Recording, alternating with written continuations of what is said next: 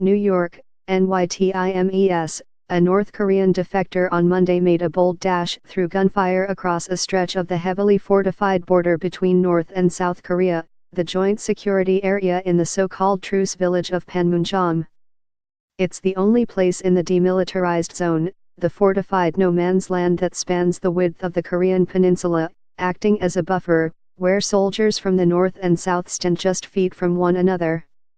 It's also seen as one of the only places where someone could make a break for the border. A scattering of heavily guarded buildings straddles the demarcation line between the two countries where the 1953 armistice suspending the Korean War was signed. In recent years, the spot has become the background for photo ops for U.S. presidents on visits to the south and a destination for tourists. But Monday's dramatic defection in a hail of gunfire was a reminder that it is still an active military site. What the truce village looks like.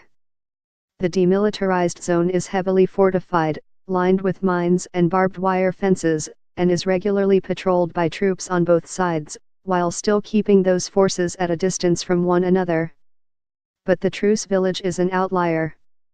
Created in the wake of the 1953 agreement as a place for negotiation and discussion, the space was established as the one place in the DMZ where soldiers and officials could come face to face.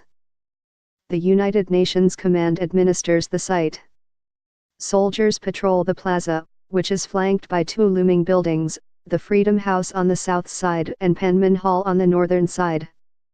But at the center, 6 squat buildings actually straddle the demarcation line. 3 are painted the powder blue of the United Nations. It is inside these conference buildings, where the United Nations Command has facilitated peace talks over the years, that visitors can walk freely across the border. This all happens under the watchful eyes of stone-faced guards. Outside, a low cement slab between the buildings marks the border that soldiers, and visiting tourists, dare not cross. Those who come to the South Korean side stand back and gaze with curiosity across the plaza to catch a glimpse of their reclusive neighbors to the north. How the defector escaped.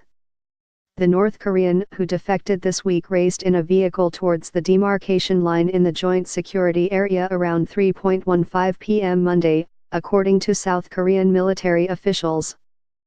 His car became stuck on the north side of the border, officials said on Tuesday at a news conference, and he jumped out and ran towards the south.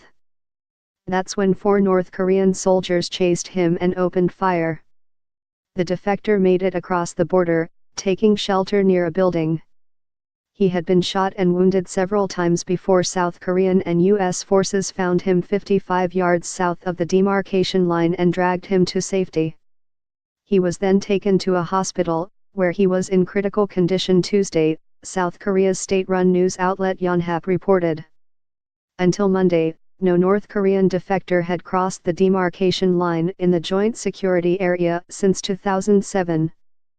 Gunshots in the truce village.